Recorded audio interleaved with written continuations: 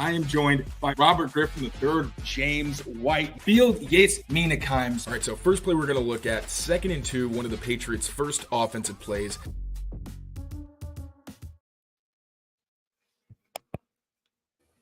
What's going on, everyone? Mike Kadlick, Tayler Kyles here for CLNS Media, back with another episode of the Pats Daily Podcast, powered by Prize Picks and Game Time. We'll hear from them later. But first, Taylor, we're back with another film breakdown. Patriots versus Jets. Patriots unfortunately lose 24-3 on Thursday night. We took Friday, Saturday, Sunday, and Monday. You really did to take a deeper dive into the film. I did some stuff, posted some stuff on Twitter, looked at some things, but overall, Taylor really took the deep dive. So we're going to get into all that. We have a couple quick hitters on Christian Gonzalez, Keon White, and we're going to dive a little bit deeper into the Patriots struggling to contain Aaron Rodgers off of their edge. And then we're going to go through Drake May's entire first drive as a Patriot and give our thoughts on all of it. What we're also going to do tomorrow is do another deep dive into the Patriots offense as a whole, Alex Van Pelt's scheme, and how that has worked out so far and what it can do to improve moving forward. We're going to get into some Mario Douglas stuff tomorrow as well. So make sure to keep it here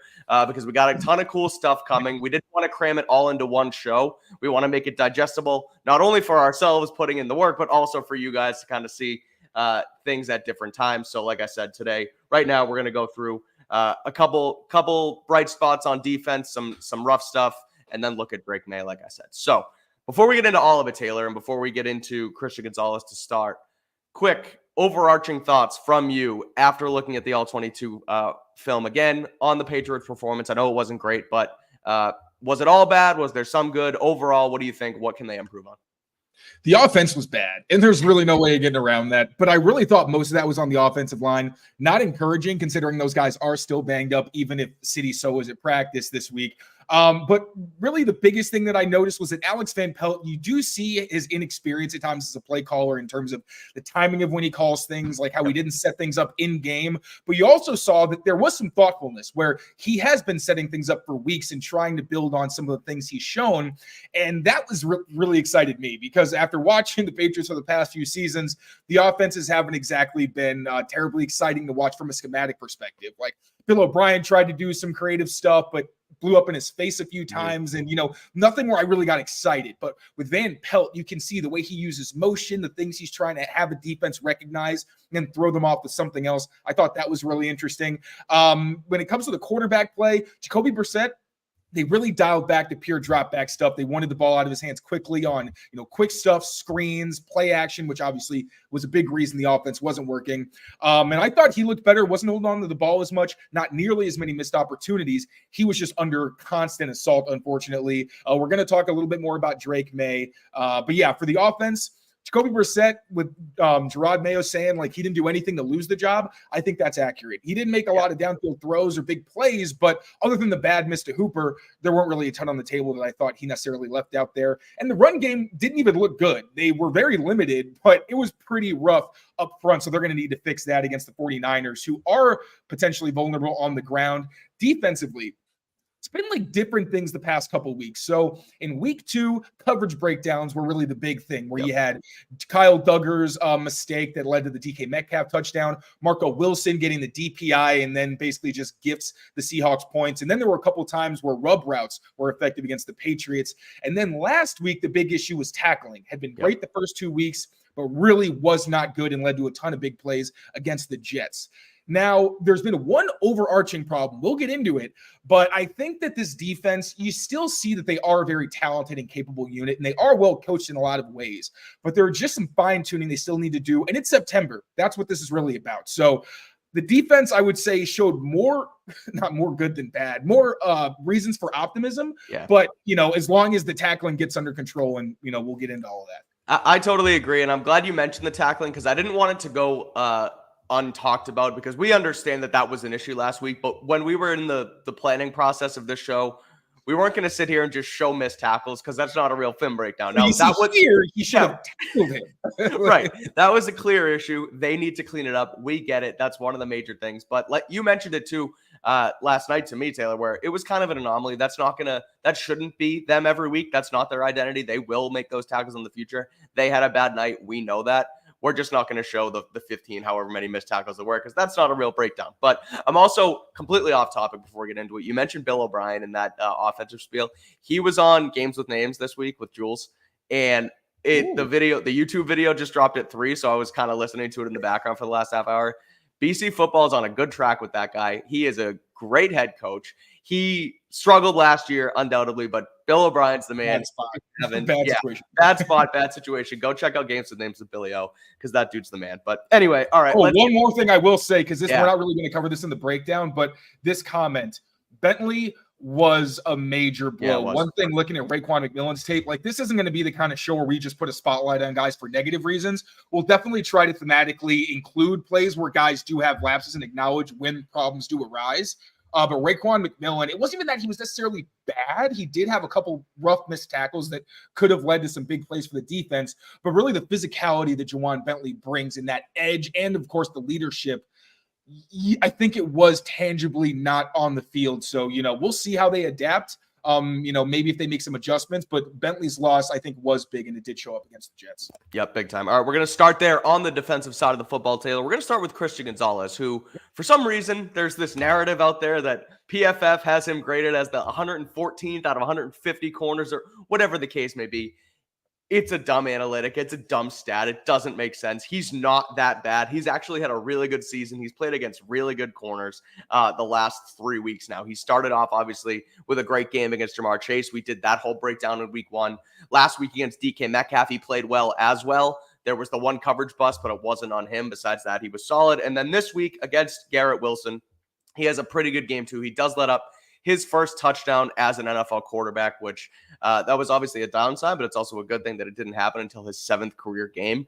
So I thought he played well overall, but let's dive a little bit deeper into it, Taylor. You have the film pulled up on your end, and really from the jump here, he played on Garrett Wilson, and they targeted Garrett Wilson no matter what. So kind of go break it down. This is the first one where he avoids that. He basically runs him across the formation, has to mirror him, which in itself is a really hard thing to do. Like, you have to run through all that muck and crap. He doesn't go in motion. He just runs behind the formation. So go ahead and kind of break it down. But yeah, so for this section, the next 2 players, it's really going to be more quick hitters. Yeah. I know last episode we kind of dragged on some of these, so I want to make sure that I let you guys know what happened on the play, but, also try to keep the pace of the episode up. But so specifically, Christian Gonzalez, he did shadow Garrett Wilson, as he has in every game this season. The number 1 there, Gonzalez's man. Now, with the PFF grade, the biggest thing to understand about PFF grades are they're more impact-based than anything else. Mm-hmm. So I know people are like, oh, if a good left tackle shuts down a great edge rusher, he should get more credit. Or like, if this guy busts a coverage or something, but, it's the ball's not thrown to him and he doesn't get points deducted for it, that's not fair. And I understand that completely. But PFF already gets a lot of crap for the fact that by nature, they're more subjective than other places that really just handle stats and things that you can tell pretty straightforwardly. So for them, sometimes it is a bit of a guessing game, and they're not always going to be right. So to lump in the things like if the player's away from the ball, whether they won or lost, when sometimes a receiver knows it's a dead route and he's not really beat, like, that's a slippery slope. Mm-hmm. Gonzalez has a poor grade because he's only had 1 pass or forced incompletion, and he hasn't made, or he has 2 flags, both when he was engaged as a blocker. 1 was a bad call, and he's given up some completions. That's the reason why he is not graded well. But if you look deeper into the numbers, he and Marlon Humphrey are the only cornerbacks in the NFL to have been targeted 15 or more times and not allowed a single completion of 15 yards or more. That's insane. All right. So I just want to give you that context. The grades, I know people get annoyed. You have to take them with a grain of salt because PFF is doing a specific thing.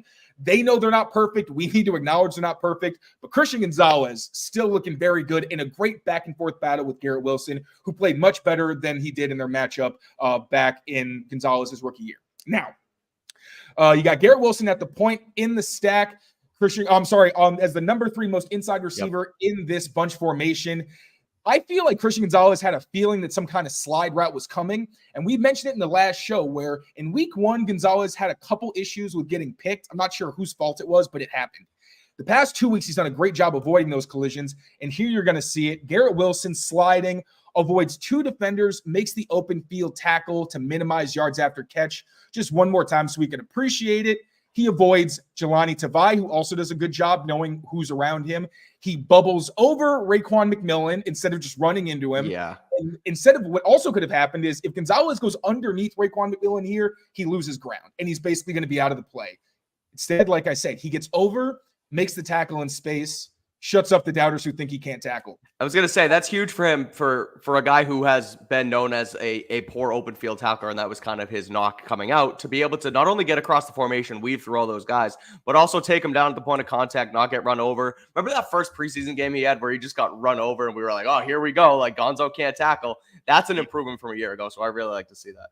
That's going to happen to every cornerback, but really Gonzalez has shown in every game he's played as an NFL pro that he is a willing tackler, and more often than not, he's going to be the one bringing you down.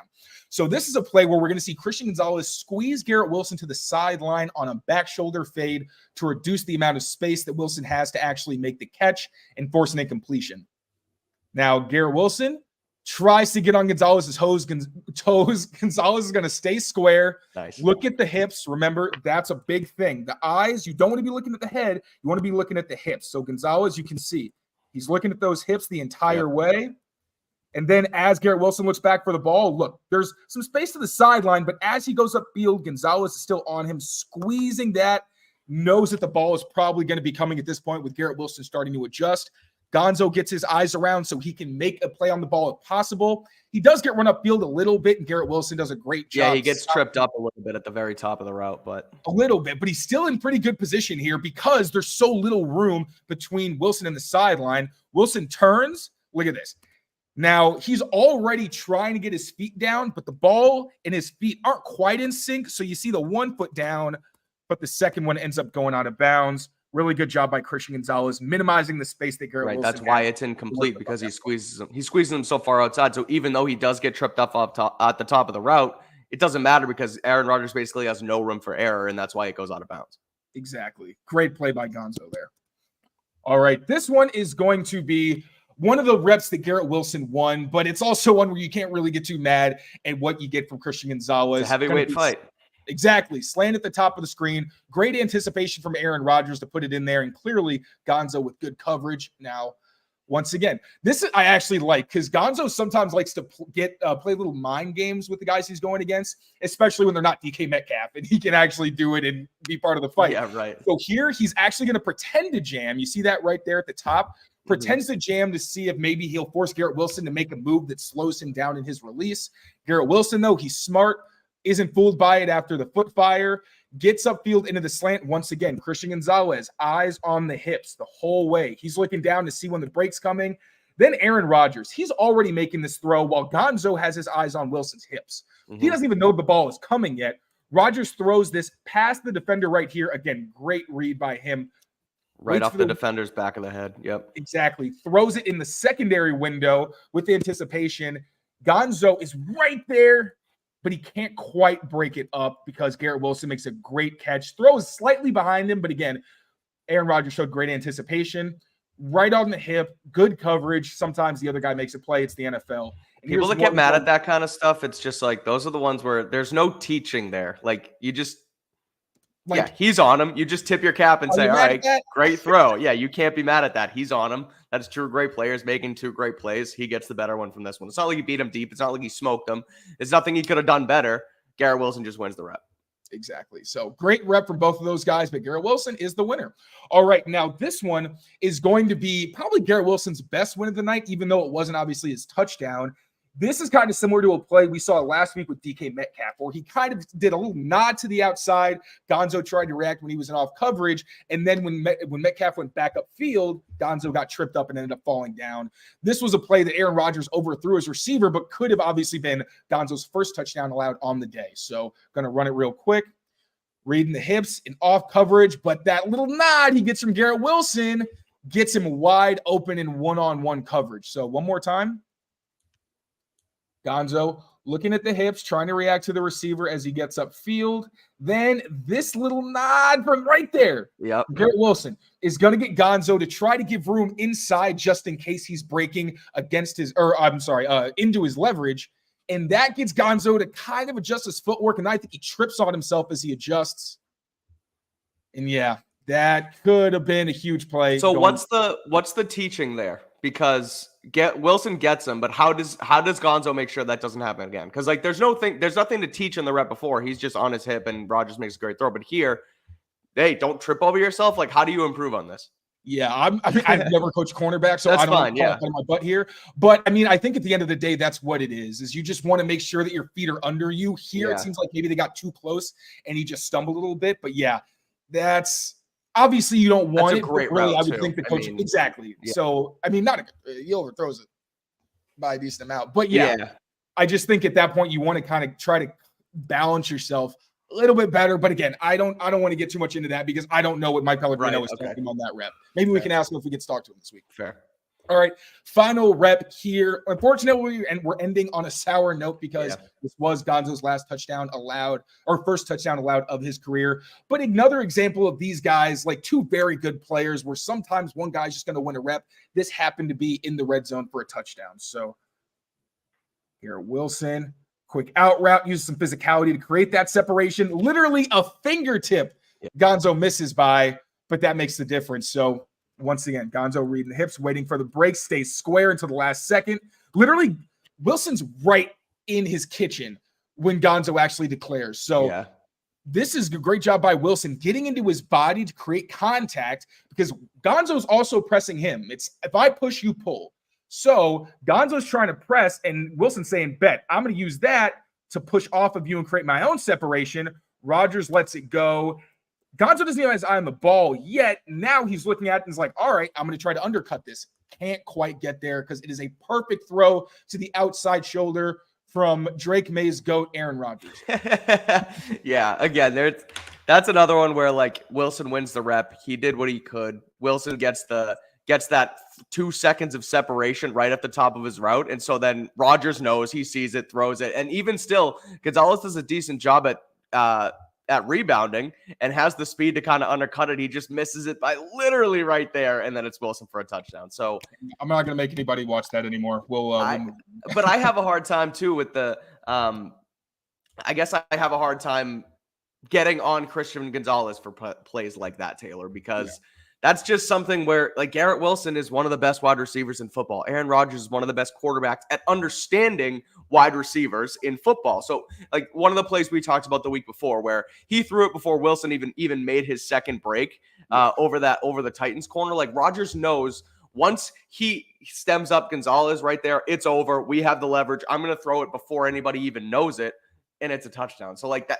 I have a hard time getting on Christian Gonzalez for that stuff, which is why I think the grades are bogus, Taylor. But we're going to move on here. We're going to go into Keion White. But before we do, quick word from our friends at Prize Picks, because 1-1 in the Prize Picks last night on Monday Night Football for myself, Taylor. Not great. I got to get to 2-0 at some point, but we'll try and do it someday. We did go 2-0 on our Patriots ones on Thursday with the Patriots daily ones as well as my own. But we're going to keep working because Prize Picks is America's #1 daily fantasy sports app with over 5 million active members. And it is the easiest and most exciting way to play daily fantasy sports. Unlike the other apps, on Prize Picks, it's just you against the numbers. All you have to do is pick more or less on 2 to 6 of those player prop stat projections and watch the winnings roll in. One more weekend of Caleb Williams' passing yard of over more than a half a yard gets you a win on Prize Picks. So it's just one more week in September. You can win up to 100 times your money on Prize Picks right now with as little as 4 correct picks. And they put their members first. All withdrawals are fast, safe, and secure. When your picks hit, you get the money in as little as 15 minutes. So make sure you check it out today. Head over to Prize Picks, download the app, use code CLNS, and get $50 instantly when you play $5. That's code CLNS on Prize Picks to get $50 instantly when you play $5. You don't even need to win your initial. You don't even need to win. You just receive the $50 guaranteed. Prize Picks. Run your game. All right, Taylor. Back to it. Keion White. Let's talk about it.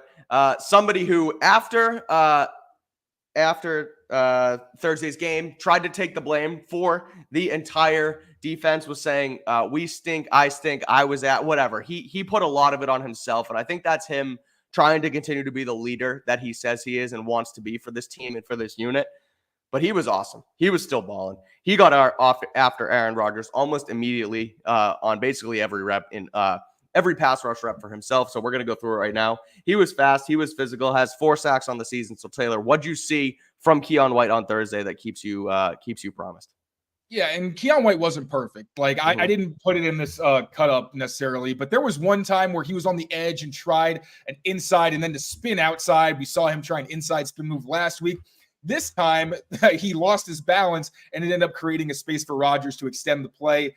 That was a very big issue for the Patriots. More on that after this Keion White breakdown. But now, this is the spoonful of sugar before the medicine has to go down. So, the big thing that is a theme in these Keion White reps is how quickly he was able to get in the backfield, not only get in the backfield, but actually make contact with Aaron Rodgers. He did it multiple times on quick concepts that are literally designed to make sure the quarterback doesn't get touched, because as soon as he gets the ball, he's basically just setting and throwing. But Keion White, so physical, so fast, so athletic, that he's really hard for anybody to match up against. And we saw that with both of the Jets guards, John Simpson and Elijah Vera Tucker. This time, he's up against the veteran John Simpson, formerly of the Baltimore Ravens. And we're going to see him win with a double swipe to get in the backfield and hit Aaron Rodgers on a slant. This is ridiculous. And again, it's not the first time he did it. So we're going to see is Simpson tries to protect inside out, right? So he's basically saying, you're not going to beat me inside. I'm just going to try to push you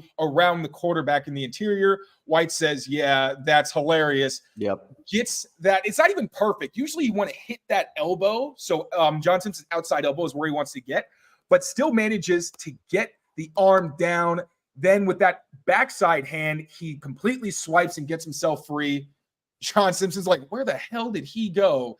And Aaron Rodgers takes one of his first hits of the game and ends up on the ground. That's a statement win right there. And look, he's looking back at Rodgers too. The craziest thing. I know. Okay. I know you talked about it a little bit there, Taylor. I'll give you quick thoughts on here before you run through the rest. But like, quick game, right? And I don't mean to explain too much, but for those who don't fully know, like quick game, it's usually a pre-snap read. You look at the defense and you know where you're going to go. You're catching and throwing so that, like you said, the offensive line, the defensive line is hardly a factor. In a longer non-quick game play, I guess you're reading the defense, you're dropping back, you're seeing what happens. So this is Rodgers saying, I know I'm going to this side, to this slant before the play. You see it, his eyes go there, his feet go there, which he kind of drifts himself into Keion White's pressure, which I don't love the footwork here. I know he's just trying to get to his throw immediately, but he runs right into him. So for Keion to get pressure on quick game is unbelievable, and it just shows how good he's gotten so early in his career. Does that footwork look familiar? Left foot up? Yeah, right. Yep. The Nathaniel Hackett. Alex Van Pelt learned from Nathaniel Hackett's dad, and he has the left foot up, so it's just a one-step drop, literally hits the foot, and it's out, and Keion White is already closing in. That's just wild. And it happened again. This time, he's going to beat Elijah Vera Tucker, but a little bit differently this time. He's going to pretend to go outside and actually win with an inside rush. So we'll close the space. He sees Elijah Vera Tucker is starting to slant towards the right side. He says, bet I see an opening on the inside, because the center, Joe Tippmann, is starting to make his way to the left side. I still don't understand why you're sliding protection away from Keion White. That is absolutely crazy stuff to me, but Keion White takes advantage. Little club, little rip to get underneath. And once again, you can't see it there, but he gets to Rodgers on another throw where Aaron Rodgers gets the ball and immediately gets it out of his hand. Keion White is in the backfield. Yep, too good. I don't understand. I don't know when teams are going to learn to not put single coverage on him or not double team him or not slide to him. But until they do it, he's going to keep ruining your quick game concepts. And he did have a good battle against Elijah Vera Tucker, one of the more athletic young guards in the league. A lot of position versatility. It went back and forth, and he stoned Keion White a couple of times, but this was one of his better reps. This is a rep where, like last week, we talked about how Keion White could be the guy who's trying to create penetration and get somebody else open on line games. Here's one where he actually ends up being the looper, and it doesn't work initially, but he does a great job making it work afterwards. So you're going to see feint inside, come inside, and then he meets, I think it's Eric Johnson at Aaron Rodgers for another really quick win there. So he's going to feint outside, threaten Tyron Smith, but Jeremiah Farms is actually going to be the one who's rushing outside. Keion White goes inside, but it's not a really convincing rush, honestly, from Jeremiah Farms right here. No, it's not. So John Simpson doesn't fall for it. He's just waiting for Keion White to come inside, catches him like you can see. He's walling off the inside, but Keon is going to push and then use that momentum to get around him. So compress a little bit. It's going to push-pull. So push him outside, rip inside. And then he makes an Aaron Rodgers sandwich. Aaron Rodgers ribs. Jesus right? Christ. Aaron Rodgers sandwich courtesy of Keon White and Eric Johnson. Couldn't be me. That's horrible. One more time. Push, pull. That hurts. Yes, it does. All right. And then this is just going to be really quick. So that was what Keon White did well. Quick pressures, showed that he could win as a secondary rush even when he's on a line game. And he actually had a couple of rushes where he got hit in the face and it wasn't called. I'm not going to go in depth on these. It's just kind of impressive that he was able to work through these hits and still, bring some pressure. So the first, Tyron Smith hits him in the face, but still takes out one of Aaron Rodgers' legs almost. And then another play on the right side where another hit to the face. Yep. Is that Fashanu? I think that's Fashanu, yeah. Yeah. So, boom, hits him right in the face.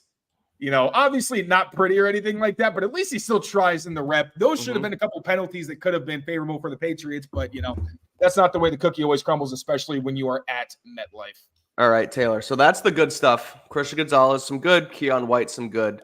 And those are our quick hitters. But unfortunately, we're going to do a little bit of a deeper dive here, and we're going to get into the contained problems the Patriots had last week with the New York Jets and Aaron Rodgers specifically, making the guy who just over a year ago who tore his Achilles look like the mobile Aaron Rodgers of old, getting to the outside, scrambling, making plays with his legs, extending the play. They didn't keep the edge really at all. They let Aaron Rodgers run wild, and a lot of their, I don't want to say deeper passes, but a lot of their conversions and a lot of their, bigger plays on offense came from Rodgers extending, moving the pocket, and getting outside. So what happened? Why did it happen? And how do they improve on it? I mean, and it wasn't just in this game. We're going to go over this game, but this is the big problem with the Patriots defense. Like I said, tackling's been an issue at times. Coverage busts have been an issue at times, but those have been more sporadic. We have seen for 3 weeks straight, Joe Burrow, Geno Smith, Aaron Rodgers. They're pretty mobile, relative to they're not Tom Brady. Right. But they are pocket passers traditionally. They're not trying to scramble. They don't really extend plays unless they need to. Aaron Rodgers looked like a shell of himself in terms of extending plays heading into this game. But because of these issues for the Patriots, Rodgers is still very experienced. Maybe, having a couple games under his belt made him feel more comfortable. And he was able to make multiple key conversions against the Patriots, including a few on third down.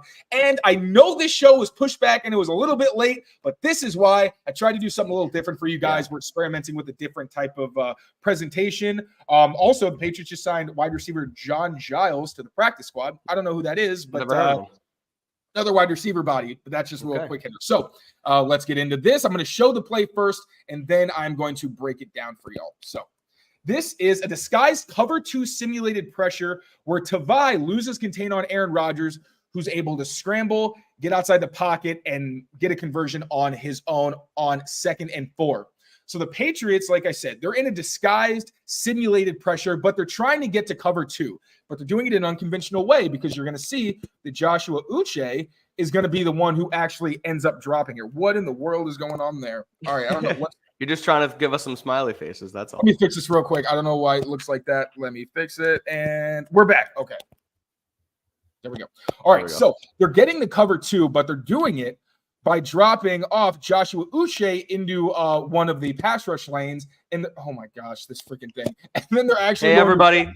I'll just say we're working through some things. We're trying new things. Taylor's diagramming. He spent hours on this. So bear with us when we're back and forth with the thing. We're live. We're not to tape. So this is what happens. But trust me, it's going to be worth it. Be nice to Tay. Yeah. Exactly. So instead of the usual rush where you see Joshua Uche with the other 4-down linemen, you're going to have Jelani Tavai rotating late and then going after Aaron Rodgers. But coaches keep saying, why are you guys, missing tackles? Why are you doing X, Y, Z? They keep saying fundamentals, and this has been one of the biggest flaws for this defense, as I mentioned. So Jelani Tavai with the late rotation, I don't know what that is. We're just going to deal with it. I'm in iMovie. All right, so Jelani Tavai engaged with the running back. He even said himself after the game, I was a bit selfish here. Yeah. I went inside. I should have gone outside. Like you see, he takes the inside rush lane, even though he does push the running back. And you see that Rodgers, when he gets to the top of his drop, he actually wants the tight end Tyler Conklin, but Raekwon McMillan is ready to jump it. And then even the secondary route where you get an under from the outside receiver, Marcus Jones is in position to jump that as well. So if this is a better rush and Rodgers just has the pocket collapse on top of him, he's probably not going to be able to get this ball off. Instead, because of this rush angle, he's able to just make the play himself. It doesn't matter that nobody's open. It doesn't matter that the coverage was good. A good play by the secondary is nullified by poor rush lanes. In the first week against the Bengals, what did we highlight? The ability for the defense and the pass rush to marry each other by getting things done together. Instead, as you see here, the back end does its job. They know what's coming because they flood this side of the field in zone coverage. And as you can see here, Gonzo's in man coverage. So they know that they're trying to flood this side of the field and take away the quick hitters, because this is a concept the Patriots run all the time. We'll see that later against Drake May. Once again, Gonzo in man coverage. These guys back here are trying to make sure the stick route can't get completed. They do a good job. Even got, maybe you get something here. Oh, no, John Jones is underneath that, and you get Kyle Duggar over the top. But once again, it don't matter because the coverage doesn't do its job. No, and as you most used emojis. It's all it's all good. But yeah, again, it's something where maybe week 1, week 2, Rodgers doesn't make that scramble. And I wonder if they look at the tape from those two games, it's like, well, what if we have the coverage in the back end, I can push Breece Hall into this guy. I don't have to worry about the edge because he's not going to run around him. He's going to crumble. But obviously they didn't see that. And that's not a way to play. So I'm not giving him an excuse. And secondly, when you have Joe Burrow and Geno Smith also getting around the edge and making plays like that, then you can't do it and you have to contain. And for him to just, I like that he took responsibility. You asked him about it after the game. He said he got greedy and he tries to go inside Breece Hall because that's the easier path or whatever. But you have to contain. You have to contain a guy like Aaron Rodgers because this is what happens. Yes, sir. And it's a good disguise, too, because everything about this pre-snap tells you they're in man coverage. Like, right across, head up, head up, head up. And then the tight end, you got Jabril Peppers, Kyle Duggar as the guy back here. And then you're thinking, okay, one of these linebackers takes the running back wherever he goes. But we're going to run it one more time. I'm sorry, Patriots fans. No, you're good. Not sustainable right here. You can't do this. Now, this one, we're going to start with the end zone angle, all right? This is going to be a cover 1 blitz where Jelani Tavai is going to be part of the pass rush, man coverage across the board. But unfortunately, despite the fact that they probably have another almost instant sack, it's going to be nullified because of poor rush lane discipline. I'm not actually sure who's responsible for this. At first, I thought it was Joshua Uche, and I'm going to run it first so you guys can have an idea of what I'm talking about. So as you can see, Uche crashes inside. So my initial thought was, oh, man, Joshua Uche is known for playing a little bit of hero ball and not holding a tight edge. But I'm not sure that's what happens here necessarily. So I'm going to diagram the two things that could have been happening up front. The first possibility, and this is where Joshua Uche would have been wrong, is if you are supposed to have Equale and Tavai on a twist and then Joshua Uche just setting the edge, right? Because, wait, is that not Keon White? Right, Keon White is right there. Okay, I'm sorry.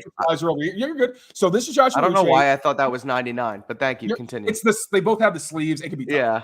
But Joshua Uche, Daniel Equale, Jelani Tavai, Keon White, and Dietrich Wise. I'm going to run the play actually one more time for you just so we have an idea of the pressure that they get off the right edge, because look at this between these two guys. They get home. They're about to sack Aaron Rodgers if there's a firm edge. He doesn't have anywhere to step up to. But once again, either Jelani misses or it's supposed to be a pirate stunt. So a pirate stunt is when you have two players crashing inside and one guy looping around. These are very difficult for offensive linemen to pick up because you're looping somebody from multiple gaps over. This is Tavai on the opposite side of the offensive line. So it could be one or the other. I think either one of these is a viable possibility, but look at Tavai specifically. So you see that he's trying to set this guy up, and he's clearly trying to get around because you see he looks the other way, but there's a bunch of traffic. It takes too long. Yeah. Right. So I'm not sure. And the Patriots said that line games are going to be one of the ways they manufacture pressure to make up for the loss of Barmore and Matthew Judon. Now, Keon White obviously has done a ton to help out with that. Joshua Uche has done a ton to help out with that. Dietrich Wise in his limited snaps. But either Uche is supposed to go around Tyron Smith and set the edge, or Jelani Tavai is supposed to come from over, or let him crash inside and come around so that Aaron Rodgers thinks he has a lane and just runs into Tavai. Impossible to know for sure. Maybe we can ask tomorrow in the locker room. That's a good find, Tayler Kyles. Thanks, man. Honestly, this is why the diagrams help, because when I was diagramming, I was like, wait a minute. Actually, I'm not totally sure who's responsible for this. When you sent me the clips before the show, my one note was, why is there nobody on the edge? Nobody. When Uche, who I thought was Keon White, goes inside, I'm like, you either called the wrong play, somebody did something wrong, because there's no way, unless you mentioned the hero ball stuff, but now when you watch it through, Tavai tries to get out there. It just might be a bad idea on Tavai's part, because again, when you try and give that fake inside, but there's just too much crap in the middle to actually get around. So exactly. So I'm not a coach. I don't know what the coaching point would be necessarily. Sure. My thing would be, maybe make him respect that you're going to rush, but at the end of the day, it doesn't matter what the center thinks. It really doesn't. Right. It matters that you can get around, because with two guys crashing inside and you have a twist on the other side, odds are somebody's going to end up getting penetration. You need to make sure you're not in a position to get caught like this. Now, it's tough because the back coming out here is part of it, right? Like, Equale kind of hits him as he's coming out of the backfield, which means that Equale's right there and he runs into him. I would think you just want to have more depth and maybe not be this far, upfield. Right. But at the same time, we don't know. It's also completely possible that Joshua Uche, because he has a history of it, was supposed to stay outside so that if Tavai did loop into this gap right here, right, there was nowhere for Aaron Rodgers to go. Yeah, that's true too. It could be both. Exactly. So it's tough to know for sure, but the bottom line is you get a completion, John Jones misses, Keon White misses, and also you have Jabril Peppers falling over him. This is, I think, the play also where he said he got leg whipped and came out of the game. Yep. I'm not sure if he came out immediately, Jabril Peppers, but gets hit, knocks off Keon White's helmet. Huge gain for the Jets, and obviously, again, the missed tackles were a problem, but it shouldn't have happened at all. You should have had Aaron Rodgers dead to rights. Yeah, bottom line, you need somebody on the outside. You can't, if you don't think you're going to go outside, you don't do the deep fake that he tried to do, blah, blah, blah. You're right. Long story short is they didn't contain Aaron Rodgers, and we'll see that continue here now. Exactly. All right. Now, the final one I'm going to show. This was one of their – so the Patriots played more quarters or cover 4 than they have in years in this game. That was kind of a late find for me because they ran it from so many different looks. Sometimes I honestly didn't know that it was quarters. I just saw that from PFF, and I was like, wait a minute. They were playing that much quarters? So they disguise it here as cover 1. Like, as you can see across the board, it looks like everybody's in man coverage with Kyle Duggar over the tight end – or Kyle Duggar and Jabril Peppers. One of these guys probably going to be on the back, but you really aren't positive how this is going to play out necessarily. Right. But it's actually going to turn into a disguised quarters and a simulated pressure with Jelani Tavai blitzing, but it puts Equale in a tough spot and allows Aaron Rodgers to get out, make a throw, another huge play for the Jets passing offense. Now, a little celebration. We're going to rewind and see how this play was drawn up. So once again, I'm sorry. Actually, is this? Oh, wait. Oh, yes. Oh, wait. I'm actually confused. This is man coverage. I might have gotten my clips. Oh, yeah. I did get my clips mixed up. I'm very sorry about that. Which one is this? This is – oh, I'm sorry. This is just another angle for the same play. My apologies. See? Oh, yeah. You're right. Okay. This is the same one as before. Yeah, so just one more from the all-22. It's man coverage. Now, Marcus Jones loses to the top if Aaron Rodgers has time. Obviously, there's a pick on John Jones, so he might have also had this underneath defender because it's a blitz and there's no one in the middle of the field. I think he initially wants Garrett Wilson versus Christian Gonzalez here, and it's not a bad route. Like, once again, Garrett Wilson showing physicality at the top of the route. He throws Gonzalez off of him, but Gonzalez drops the hips and does a good job still recovering. Might have been competitive if this had gotten off, but once again, it should have been a sack about here before Garrett Wilson was even out of his route and looking for the ball, but turns into a scramble. I was watching when we showed the end zone view, or when you sent me the end zone view earlier and I watched it, I was like, oh, maybe there's somebody out of the camera angle that is just in like a deep 9 that you don't see that's supposed to be there. And then I pull that up. I'm like, oh no, Uche crashes and there's nobody outside. So somebody clearly effed up here. Yeah. So I'm sorry. This is why I got confused. Here we go. I was talking about man coverage across the board. I'm not crazy. This is it. So we're going to run this one more time. But again, this drops the quarters. When I saw John Jones on the first one, I was like, he's not dropping into anything. Yeah, no, that was my bad. No, yeah, we're good. We're learning. We're growing. But yeah, okay. So another scramble. And this one, like I said, puts Equale in a tough spot. So the Patriots are showing cover 1, but what they're actually doing is getting into quarters from a very unconventional look. So obviously the outside corners are going to drop into their, deep quarter zones. But then not only is Peppers going to drop to a deep quarter from the middle of the field and end up taking Garrett Wilson or whoever this is in the slot, But you're also going to have, I think this is Jalen Hawkins, go from the slot all the way into a quarters technique. Then you're going to have Jelani Tavai matching towards the field. You're going to have Kyle Duggar dropping, really is like a middle zone guy. And then Joshua Uche, once again, is going to drop out to the flat. And then what the rush is going to look like is Marcus Jones coming off this edge. Again, probably should have broken this down earlier for those who don't know. A simulated pressure is when you show heat and you send 4 rushers, but one of them is an off-ball or unconventional rusher. So a safety, an off-ball linebacker, or a cornerback. So here, they're going to send the entire defensive line crashing to the offense's left side with Marcus Jones trying to get an unblocked pressure because of that confusion. Now, it doesn't end up working for Marcus Jones. The right tackle does a great job picking him up, and it kind of spooks Rodgers because he sees him and is like, oh, I got to kind of drift. Yeah. But this is the part where, like, I don't really know what you're expecting a quality to do because he's going from one side of the formation, has to be the contained player all the way over here, which just is not a fair position to put him in. No. Now, I don't know if schematically they're saying, hey, Aaron Rodgers is 40 years old. We don't care. We have Joshua Uche dropping off the edge. He can make the tackle. But it doesn't matter because Aaron Rodgers is still able to buy time. That's the key here. Now, could he on schedule have found some open receivers? Yeah, probably, because this looks like it might have been open. That would have been tough to expect Jelani Tavai to get under this route, especially with Aaron Rodgers' accuracy. And then even then, there's a possibility that this route comes open because you have Jalen Hawkins trying to drop from very shallow. But Joshua Uche tries.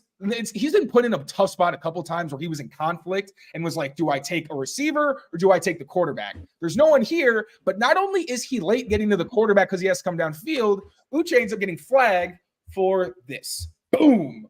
Yep.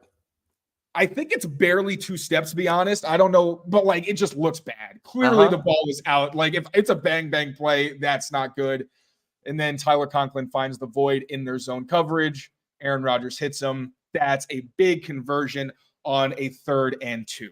So bottom line, this Patriots defense, especially against Brock Purdy, a guy who's going to extend plays, who will get out of the pocket if you let him, who wants to throw downfield. The 49ers have the highest average depth of target in the NFL. So at some point, the Patriots need to say, hey, are these simulated pressures worth giving the quarterback all this space to work with? Or do we want to collapse the pocket, force Purdy to beat us that way, and have Keon White wreak havoc and see if maybe we can just win by condensing the pocket? For sure. All right. That's our contain breakdown, Taylor. I appreciate the hard work. Appreciate the insight because honestly, that some of those confused me when I saw it, and I like the fact that again, I don't think I would have confused me too. Well, but I wouldn't have noticed that like Tavai on that Pirates ton having to get all the way to the outside. That's something that just would have like missed my mind. So that's good stuff, and I appreciate it. It makes a ton of sense. They have a lot of work to do. They really do. The defense is good, but there are little things that killed them last week, and that's the reason why Aaron Rodgers was able to do what he did. All right, we're going to break down Drake May's first drive as a Patriot here, so make sure you stick around. But first, a quick word from our friends over at Game Time, Taylor, because Game Time is back. Game Time picks are here, a new feature on the app. It's the best way to buy your game tickets, and with Game Time picks, it makes it easier getting your tickets because they filter out the fluff and show you only the incredible deals on the great seats they have, so you don't have to waste your time searching through their thousands of tickets. Game Time also has seat views right in the app, so you can find your seat, click it, and see what it's going to look like for you at the stadium or concert venue or whatever event you are trying to go to. Patriots versus Dolphins at home, Gillette Stadium, 2 weeks. Right now, you can get in to Foxboro for the very low price of just $123 right now on the Game Time app. Not too bad. And if you're heading to the West Coast this weekend, Patriots at 49ers on Game Time for as little as $124. So make sure you head over there to get your tickets to any of these events. Taylor used it a couple times this summer for concerts. I didn't make it to a concert this summer, unfortunately, but I did last year at Gillette Stadium. We saw Luke Combs out there. Bought our tickets through Game Time. Make it super easy. Using the Game Time Picks app to get all of your tickets. So take the guesswork out of buying tickets today with Game Time. Download the Game Time app, create an account, and use code CLNS for $20 off your first purchase. Terms apply. Again, create an account and redeem code CLNS for $20 off. Download Game Time today. What time is it? Game time. Good finish, Taylor. All right. Speaking of good finishes, we're here to break down Drake May. We got to talk about it, even though he's not going to start this week. It is going to be Jacoby Brissett continuing on as the Patriots starter. But everyone wants to know what we think about Drake May because he, I don't have the stats in front of me, but he had a long drive and he looked okay. There was some good, there was some bad to take away from it. So what we're going to do, Taylor's going to pull it up and we're going to break down every single play from the rookie's first game action. So Taylor, get us started. First of all, I see the comments. Y'all are so sweet. This is making me feel a lot better because I feel like a silly doo-doo head. But yeah, we're doing our best. We're learning. Love you guys a lot. Yeah, thanks, guys. Yeah, Drake May's opening drive. Now, Drake May wasn't very happy with his drive. Like I think he acknowledged in the locker room he could have done some things better. Alex Van Pelt mentioned there were some good things, but also his footwork wasn't great. This is a drive where you see the flashes, where it's like, yes, I would love for Drake May to be the quarterback right now. I don't care about the offensive line. He'll make everything work. But you also saw the flashes of why Drake May, he's not going to be a finished product whenever he does get out there. But there are certain things that you can improve on in practice and at least be consistent at, because when you get in the game, you're going to be tested. And that's when your fundamentals are really going to come into play, or your bad habits are going to come to the forefront. So once again, this isn't necessarily to say that putting him in even next week against the Dolphins is the bad step. I'm just saying these are the things you need to be wary of for when Drake May plays, but also the flashes of brilliance that he showed and the ability to make big plays in huge moments was huge. He's a big reason the Patriots are now 3 for 3 on their fourth down attempts actually on the season, which is a pretty wild stat considering the way these games have turned out. Yep. So this first play, I'm going to run it for you. His first play, unfortunately, was a turnover. Oh, man, what are you doing? That was going to be ugly to Austin Hooper. So breaking it down. Front side, the Patriots are running a stick concept. Yeah. Super basic, one of their core plays, like we talked about it. Aaron Rodgers ran it earlier in this breakdown. To the backside, we're going to get a curl from Kayshon Boutte as the X receiver. Now, the Jets on the back end are going to run a quarters, but it's going to be a match quarters. So what they're going to do here is these guys, where is that flashlight? These guys are going to be in their deep quarters techniques, but they want to flood this side against a 3-by-1. You got 3 receivers right here.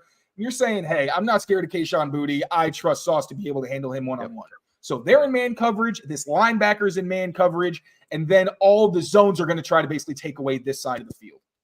Now, the mistake here that Drake makes is when he gets the ball, first of all, I like, and this is something we saw from him in the summer, Jacoby does a great job of when he gets these slants. If you try to throw a stick by catching it, immediately turning and throwing, smart linebackers are going to pick it off. We saw Matt Milano do that against Mac Jones. I think it was his rookie year, or at least the next year. It was a really ugly play. So what Jacoby does a great job of is he'll take the snap, look right downfield, and then trust that his route's going to be open, turn, and throw. Mm-hmm. But one of the reasons Jacoby is such a great veteran quarterback and someone they want out there is he's good at the second reactions on quick throws, which are not easy because as a young player, you're just thinking, I got to get the ball out.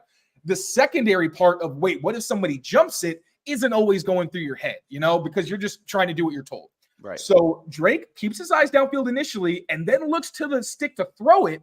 But you see this guy? Michael Carter's like, okay, this guy's going vertical. I don't know if this is a call technique or not, but Michael Carter's a smart player. It could be either one. Right. But as soon as he sees Osborne declare upfield, he gets his eyes to that stick route. Drake doesn't see it. He still throws it and almost gets intercepted. But you see, even like the way he has his eyes when he's dropping back, it holds this linebacker. Yeah. So in his head, he thinks he's doing the right thing because, at least this guy's not going to be able to jump it. But the slot can jump it too. And he almost gets picked off. Yeah. Again, that's a play where obviously he's a rookie. It's his first game. The stuff you mentioned where, is this the same play? It's the same play. Yeah. So he holds 44 but he does turn quick. He doesn't really reset his feet. Not that the feet are the issue because it's a quick game. But it's just, it's like what I do like about Drake May here, Taylor, is he rebounded. And I think that's huge. Like, I remember, and this is not Patriot centric, but when I was playing quarterback I'm pretty sure 2 or 3 seasons in a row, my first throw was intercepted. Like, I went out there and I just threw a pick. And it was almost like I had to get it out of my system. Like, okay, this is my interception. It's over. And then you bounce back. I like that he was able to bounce back because that can get ugly. That turns ugly quick. Yep. So I like that he sees that. He adjusts from it later on. But again, it's so quick and so fast. It's just a great play by Michael Carter. And Drake's lucky he didn't get picked off. 100%. And again, learning experience. Drake May is going to throw some interceptions this season. It's going to happen. Exactly. I don't think anybody's going to be surprised when it does necessarily, but these are the things we worry about. So, okay, he's done that, but in a game, is he going to do it again? Right. Or is he going to say, oh, turn that down and throw somewhere else? So, These are the things we need to have bookmarked in our brain.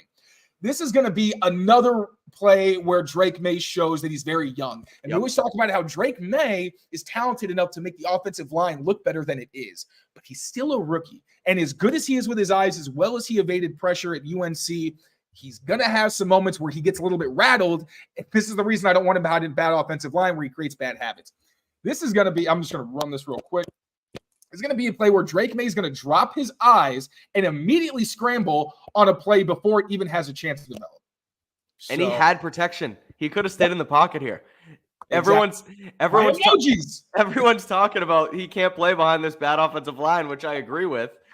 But when Taylor's emojis got out of the way and you play it through, he could have sat there for a second. Instead, I don't know. I don't want to say seeing ghosts. I don't want to say that. But he quickly was like, no, never mind. I don't want to do this. I'm just going to try and run. And that's the kind of stuff you can't have.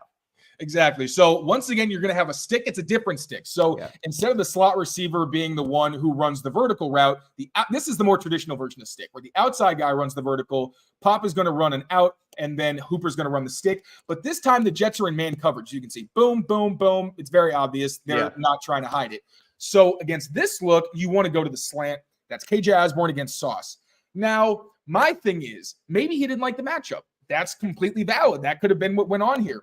But what I don't like about this is that he doesn't even give his receiver a chance against this cover one look to even get out of his break. And like you said, there's a clean pocket. We're going to see an example where Drake makes a smart play, not throwing on quick game. But this is one where I think he got rattled, and his eyes are really what tell you why he felt that way. So once again, drop back. Doesn't like it immediately. Try big hit too. That's the big thing here. Not only did he drop his eyes, he ran himself into pressure and then got buried. I put this on the offensive line live because, at that point in the game, right, you had to. Like, oh yeah, of course it was the offensive line. This one's on Drake. Yeah. Boom. And then we'll see it from the end zone angle where you can really tell that he just immediately see that. Yeah. Once again, I'll put the all 22, but look where he is when he comes off this. Osborne isn't even beginning. He's just starting his break. It's almost like I know that he's not. He knows, okay, KJ's not getting off Sauce. I'm just bailing out right now. Which, now, to be fair, Sauce had him covered, and then the backer takes Gibson out of the backfield. So he doesn't really have anything on that front side, but he bails way too fast. It's almost like he didn't even see that. He just got nervous and did nothing about it. Exactly. And this is where, okay, so you don't like that. You turn and look at this. Austin Hooper's coming open. You still have a defender. This defender has inside leverage against an outbreaking route. If you don't like the slant, you can still go backside. If you don't like that Austin on his Hooper, far shoulder, right. If you don't like Austin Hooper, you don't really want to hit DeMario Douglas. You don't want to be late. But this has to be like a boom, boom, throw. No hesitation. That backside's I don't like. Can you hit your back foot? I don't like it. Quick reset. Prepare to throw. Right. If you have to take a sack, it's 3rd and 3. You don't want to, but it happens. But you can't have plays like this where I get you want to try to, put the team on your back and convert here, but you don't want to be taking these hits, especially when you have an opportunity to get the ball out of your hand. And again, I want to show how quickly his eyes go down and he tries to scramble. That's not ideal. Ooh. From a development standpoint too, Taylor, it's almost like you would have rather seen him look to Austin Hooper, not like it, and then take a sack in the pocket because that at least he understands what he's supposed to do, where it just looks like he bails so quickly and panics. Exactly. I don't know why I did this. Oh, I messed this one up. All right, I'm just going to play the play first so you guys have an idea. But this is going to be another one where I actually think that Drake did a great job here. Not another one. This is a really good play from Drake. So it's going to be a curl on 3rd down. This was on a 3rd and 2. One of the few really good pockets that we got from the night from the Patriots offense. It's not this looks like Haas, right? So it's hitches on the outside and then seams down the middle. But this isn't exactly that because typically against Haas, these outside guys against press would convert to a fade. So this would turn into 4 verticals. Instead, they're locked hitches because they're facing press and they're still running this kind of route. So I think this was a smart decision by Drake against a cover one look where you're going to have, oh my God, these controls are so confusing, where you have one-on-one coverage everywhere. And then these 2 linebackers who are mugging are basically going to take the back whichever way he goes. Drake goes to the one-on-one matchup he likes. And this is where I also want to note, Drake looked his best this summer, weirdly, outside of the quick game. That's where Jacoby Brissett looks really good. That's where they turned last week, and it really worked for them. Drake looks better in the true drop-back game where it's 3 steps or 5 steps, maybe a hitch, and then he gets the ball out.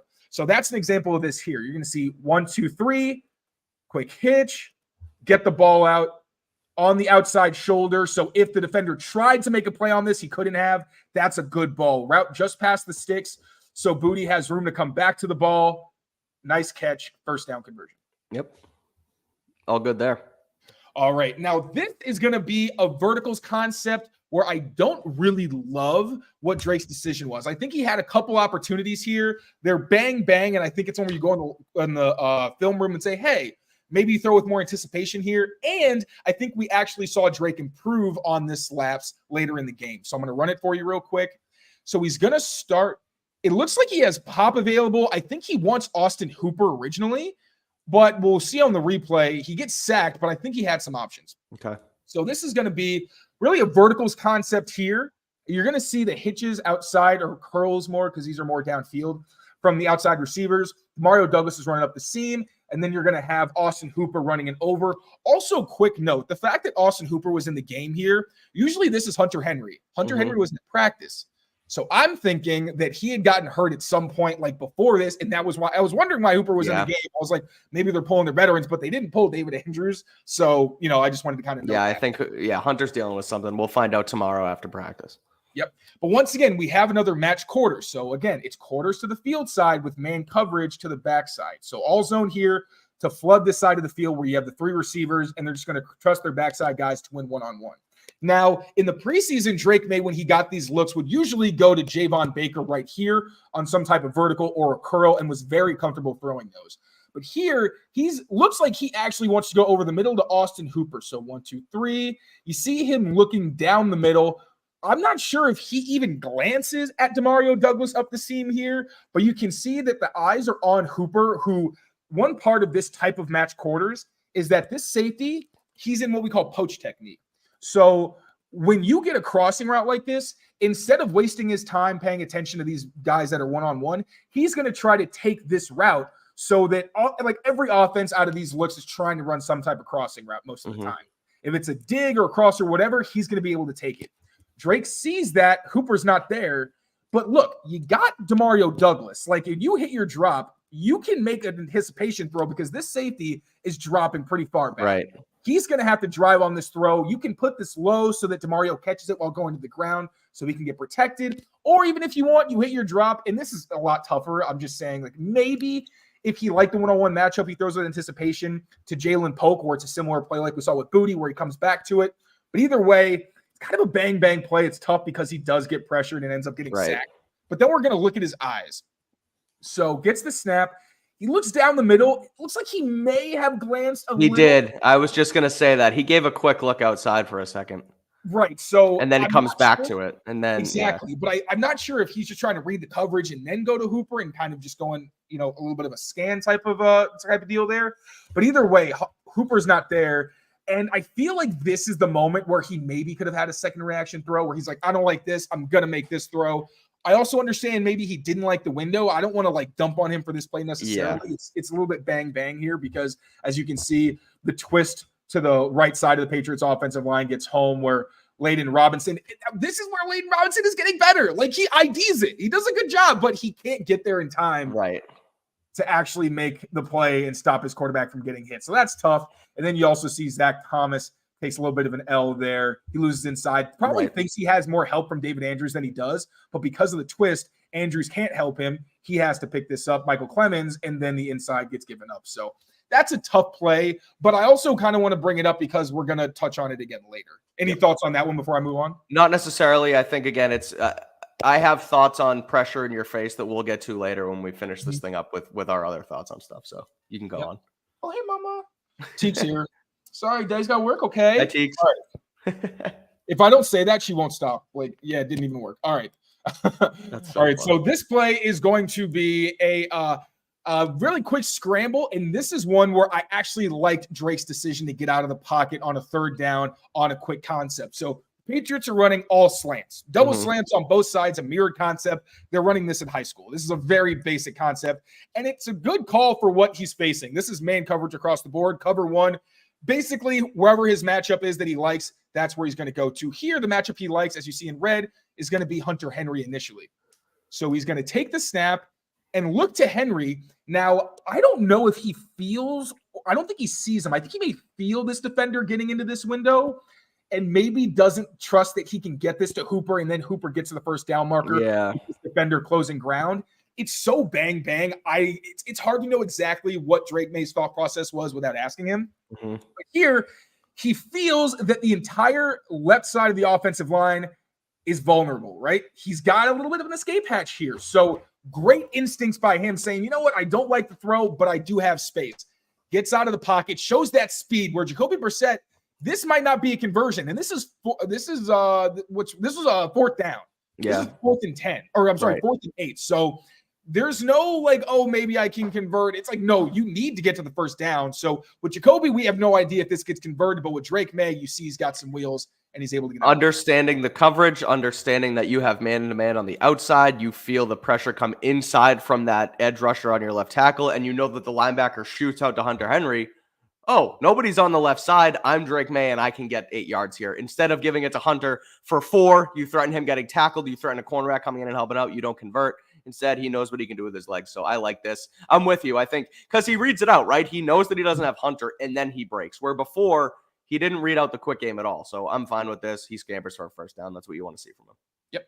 So this play, it's going to be the last one that we show. Also, real quick, I got to give credit to Quinnen Williams before we move off this, because the Jets did a great job, and teams are doing this more. They've done it this season. I was curious why they didn't do it more often in previous seasons, but putting your best pass rusher one-on-one on David Andrews, if it's an obvious passing situation and it's long yardage, you're probably going to win that. As much as we all love and respect David Andrews, he's a center, first of all. You don't expect centers to block anybody's premier pass rushers, and he's also an older guy.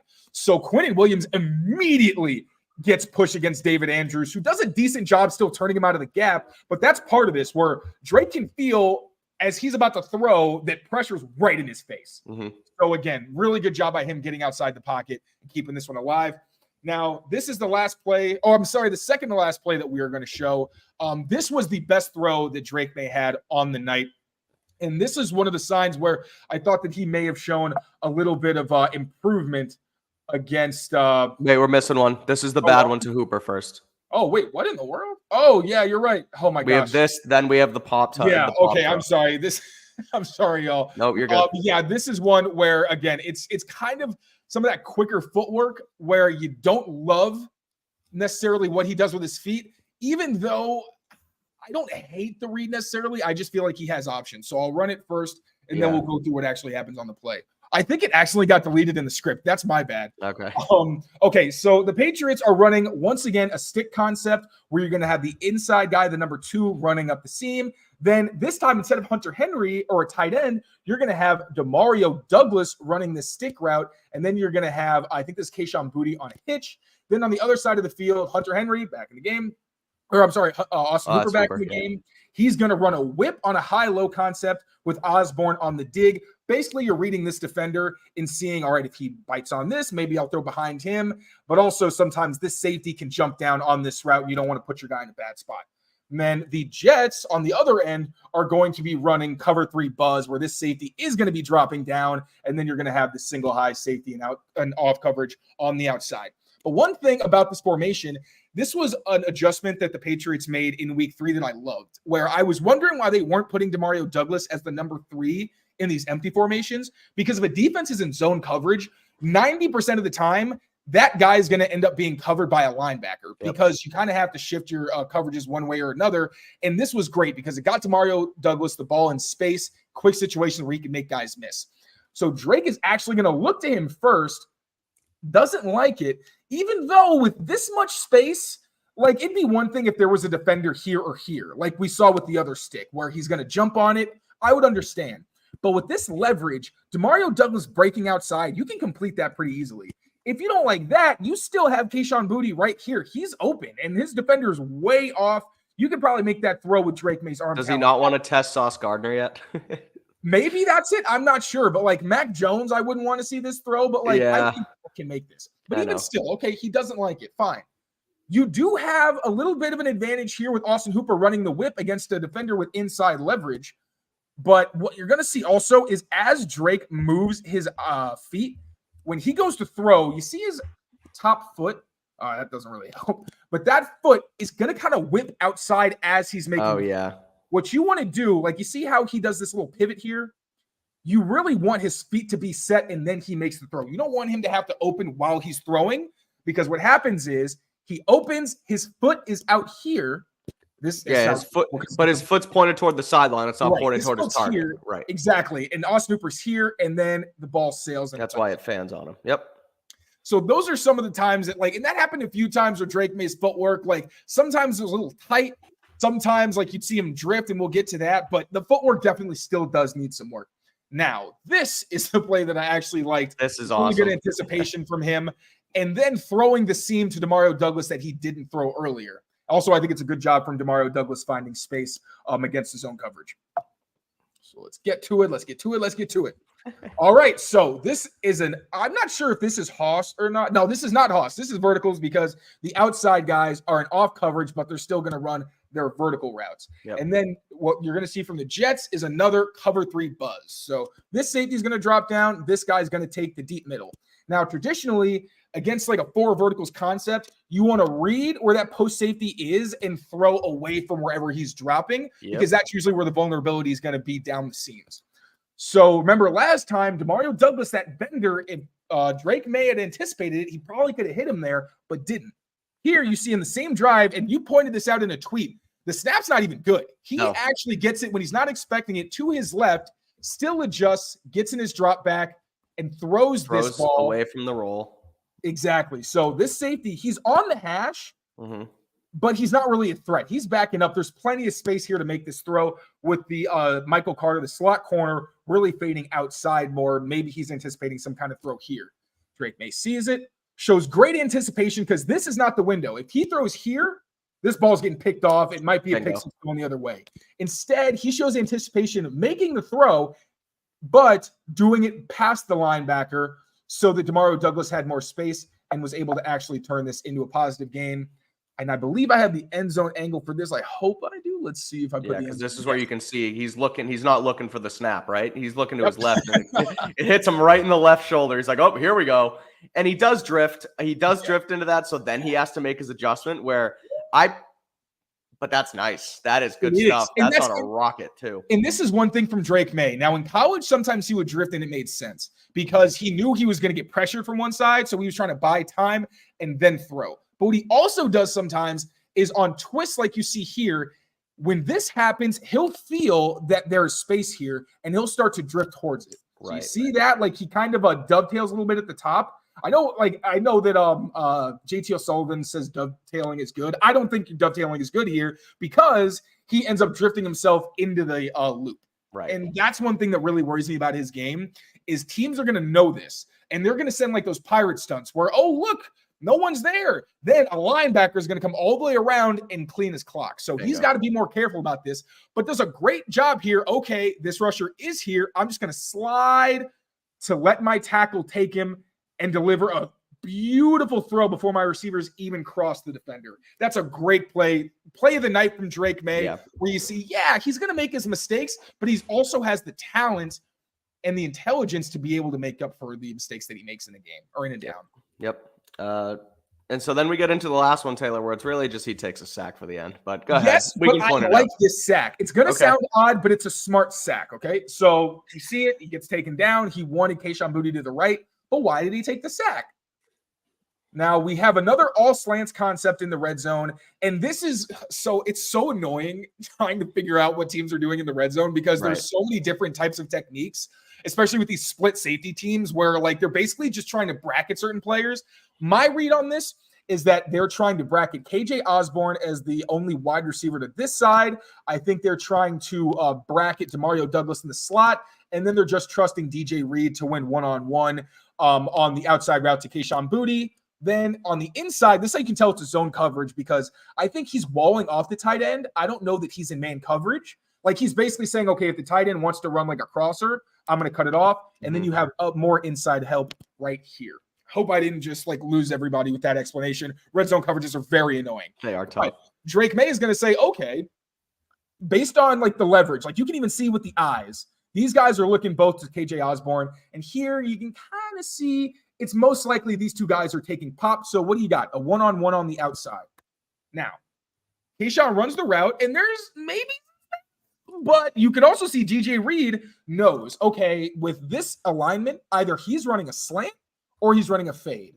Yeah. So DJ Reed is saying, all right, I'm going to wait till you get a little close and making you declare your route. Like, you see where he's at, he's not going to like be nervous because he has his heels on the front line of the end zone.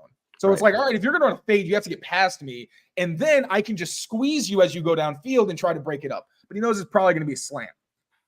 So he jumps it, and Drake's about to make this throw, but he sees that DJ Reed already knows it's coming, tucks it, tries to go to his next read. But as you can see, DeMontre Jacobs loses inside. Zach Thomas can't get there in time to help. And it looks like there's also some heat coming off the right side with Layden Robinson getting pushed back and then losing on the inside. So, yes, it's a sack. And this is one of those where, like, on the stat sheet, yeah, it looks bad. It's like, oh, Drake, you could have another sack. Yeah. Why don't you test the tight window? And this wound up being the last play. The Patriots could have called a timeout. This was a first. What play was this? This was a what down? First down. It was first down after the DeMario Douglas conversion. It was first down. So they could have called a timeout and tried to run another play. I think they were just like, you know what, we're done. Our quarterback got hit again. We're just going to go in the locker room and take our L. But again, I like this from Drake May, not throwing into what could have been a pick six potentially, instead deciding to get off the read. And just, sometimes you got to know when to eat it and when to live to fight another down, and that's exactly what he did there. Better off taking a sack than throwing an interception in pretty much any and all situations there. So that's our breakdown of Drake May. Some good, some bad, some indifferent, Taylor. Now let's get into one final question here before we wrap up this film breakdown. And it has to do with some other rookie quarterbacks, and one being Jayden Daniels, who for the Washington Commanders last night had a great game. He had a rushing touchdown. He had 2 passing touchdowns. He had a couple of deep balls on dimes to Terry McLaurin. The Commanders have not punted in 2 weeks. Last week, they had 7 drives, 7 field goals. They only scored 21, but on 7 drives, they didn't punt. Last night, they didn't punt either. They put up, I think, 40. I think they put up a 40 burger or 37 or whatever it was. They went off, and Jayden Daniels looks really good. I'll let you go first. What are your thoughts on Jayden Daniels playing well this early in his rookie season? What does it mean for Drake May? Should this force the Patriots to put Drake May in the game? Does it matter at all? Give me your overarching takes on Jayden Daniels playing well. Rookie quarterbacks overall playing decent. Caleb Williams had 300 yards in a loss. Bo Nix wins for the first time without throwing an interception. So there's precedent for putting the rookies in. Why should or shouldn't this have anything to do with Drake May? So this goes back to conversations we had during the pre-draft process, where Jayden Daniels and Drake May are very different prospects, because Jayden Daniels was in college for 5 years and played for 5 years. That's a ton of experience and ability for him to learn and grow as a player. And let's not forget, no one was talking about Jayden Daniels before his Heisman season. Right. So, like, to put it into perspective, Jayden Daniels took 4 years in college before he started to play the way he is now. And we've seen it. The completion percentage, like we said in the pre-draft process, Jayden Daniels will be better in year 1 than Drake May, maybe even better in year 2. We understand that because he has more experience. Also, when you look at his supporting cast, is it, an all-pro unit? No, but looking at the depth chart, Brandon Coleman, a rookie left tackle, he was, that's probably the biggest glaring spot where you're not too comfortable, because obviously he's a rookie, a guy who some thought was more of a guard. Then you got Nick Allegretti and Andrew Wiley, 2 guys who played on Super Bowl teams with the Chiefs. Now, it's not like they were very good players on those teams, but, seemed like solid pieces for just this year, and maybe they upgrade going down the line. Tyler Biadasz, one of the better centers in the league, and then Sam Cosmi, who's one of the best guards in football right now. He's been playing really well. That's his offensive line. Jayden Daniels, one thing with his time to throw in college, he took him like 3 seconds. He was not getting the ball out very quickly. He was holding on to it because he knew he could extend plays. He had a great offensive line at LSU. But not only is he completing a high percentage of throws, he's doing it with a very high average time to throw. That tells you he must be either getting good protection or he's finding ways to still extend the play. and they're not punting. So, the math starts to math. Like, I don't care how good your offensive line is on paper. With those numbers together, there's just no way that they're that bad, right? And look at the receivers. Terry McLaurin is one of the best receivers in football, full stop, as we saw last night. De'Ami Brown, solid player. Luke McCaffrey, really good young player. Really good rookie. Receiver. And then at least Noah Brown. Like, he was a really good player for the Texans and C.J. Stroud last year. Tight end Zach Ertz, the most productive tight end in football. And a veteran security blanket who knows what he's doing out there. Exactly. And then good running backs, Brian Robinson and Austin Eckler and Jeremy McNichols, who had a freaking ridiculous blitz pickup on that throw that Jaden Daniels made for the dagger. So, he has a good supporting cast. It's better than I would say the Patriots because they don't have a Terry McLaurin. Their offensive line is featuring rookies. It's featuring players who are out of position. It's featuring backups. So, one, Drake May's supporting cast just is not the same. He's still going to play, but we need to make sure that our expectations are set in the right place. Bingo. Drake May's not going to come out here and start completing 90% of his passes. He's not going to go 2 weeks without punting, most likely. It's going to be ugly for him at times, and a lot of that is because he doesn't have those guys around him. Now, I say that, but still, the point was with Jaden Daniels versus Drake May. Who's going to be better when Drake May gets the extra, 3 years that Jaden Daniels got at college? Is Jaden Daniels going to be better in 3 years, or is Drake May going to be better in 3 years? Now, Jaden Daniels off to a damn hot start. Sure I didn't think he was going to be this good. No one can predict a 90% completion rate or 80, whatever it is right now. Right. So that needs to be taken into consideration. But Drake's physical talent, his intelligence, his work ethic, it seems like they're surrounding him with at least a good coaching staff and a front office that's committed to getting him those pieces he's missing. If you can flesh out the roster and let him grow and develop and not regress, then I think Drake May, just on physical talent alone, should be the better prospect. But then when you factor in who he is as a person and all that, that's where you say, okay, he should be able to meet that potential. So I understand people being like, this is why we need to start Drake May right now. And, all of that.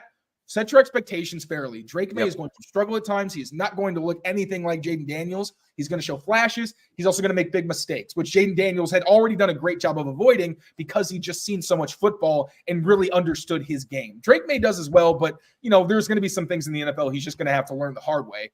And he is going to play with the bad supporting cast. He's going to play behind an offensive line that's a bit shoddy and may not be fully set. He's not going to be playing with great receivers necessarily, but you hope that his ability is going to put more plays on the field than what you're getting with Jacoby Brissett while he hopefully avoids turnovers. But, at the end of the day, this is your franchise. If he turns the ball over, it's not going to sting as badly as Jacoby Brissett, not being able to score a touchdown. It's to me, Taylor, it's as simple as it's two different quarterbacks, two different players in two different stages of their careers, frankly, even though they're both rookies, in two different franchises that have two different plans. So, the fact that Jaden Daniels goes out there and balls out and, throws a dagger with pressure coming into his face for the win doesn't mean that, now you should start Drake May because Jaden Daniels has a rusher coming in and he can sit in it and make a throw. It's different. They had a different plan for Jaden Daniels. They have Cliff Kingsbury running a different offense for Jaden Daniels than they do for Drake May in New England. They decided that Jaden Daniels was going to be their starter basically the second they drafted him, whereas Drake May, it was the opposite. They had a different plan. So, yes, I get that Patriots fans and media members alike are going to want Drake May to go in there because, Washington's getting early production out of their rookie quarterback. Why can't we? But it's just different. I don't think it's that hard. I don't know. People make it harder to understand than it is, where just because Jaden Daniels is playing well doesn't mean that Drake May's bad. And it doesn't mean that, Jaden Daniels is going to be the guy and the Patriots took the wrong guy because their guy isn't ready to play yet. No, there's levels to this and there's different ways you can develop quarterbacks differently. And there is no one way to do it. We've seen that because guys have went in and started right away from week one and been really good. And guys have done a red shirt for the entire season, like Patrick Mahomes, and been really good. The other end of the spectrum is a guy like Joe Burrow, who started from week one, is one of the better quarterbacks in football. So I don't know. It's too early to have buyer's remorse. It's way too Drake early. hasn't even gotten a chance to get on the field for significant reps, much less get enough under his belt where you're like, okay, this kid understands his game. He knows the speed of the NFL and all this stuff. Jaden Daniels was a very cerebral player. The most pro-ready quarterback, I think, in the draft. I was saying that. Like, I love Caleb Williams, and I think, obviously, he's a very talented player and is very smart in his own right. But Jaden Daniels, again, the experience, what he was surrounded with in college, like, he's just much further along than Drake May, who had, at best, a decent supporting cast at UNC, but also had the coaching changes where he had to switch up his footwork, and he started as a sat, then was a freshman, redshirt freshman, then played as a sophomore. Now he's in the NFL. Like, it's not the same thing. So I understand people being like, oh, I don't know. Like, Jaden Daniels is playing very, very well at 100%. At some point, Jaden's going to hit a rookie wall. I don't know if it's going to mean like he just plays terribly for a month. It could be 1 week and then he improves the next. We don't know, but just hold your horses. Hold your horses. Give it weeks, months, couple years before we really start going, oh, no, I don't know if the Patriots made the right choice here, because that's not what the draft is about. I see people already mad that, the Patriots didn't lose one more game and they missed out on Jaden Daniels because they didn't have there we go. Because they didn't have the number 2 pick and go to get him. Like, 4-year difference. Like, just let it happen. Jake is 22, actually. I forgot. He just turned 22. But let's let it happen. Let's let it work. Everyone gets so upset, and I get it. And it's September 24th, so we have to talk about what's going on September 24th. I get it. I understand that it's a good way to wedge Drake May talking points into a Jaden Daniels good performance. I understand it. But my opinion is it really shouldn't matter. It doesn't make a difference. And let's just let this Drake May thing play out.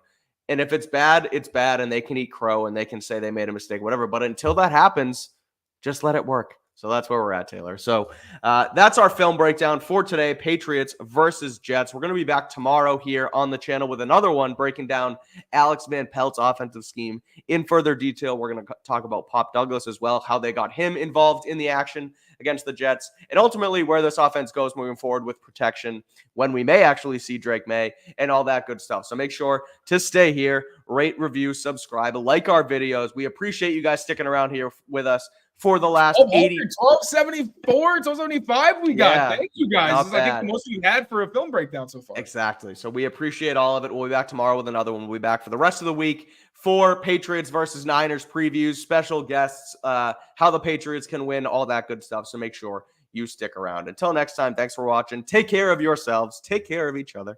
And we will talk to you tomorrow. Peace out, everybody.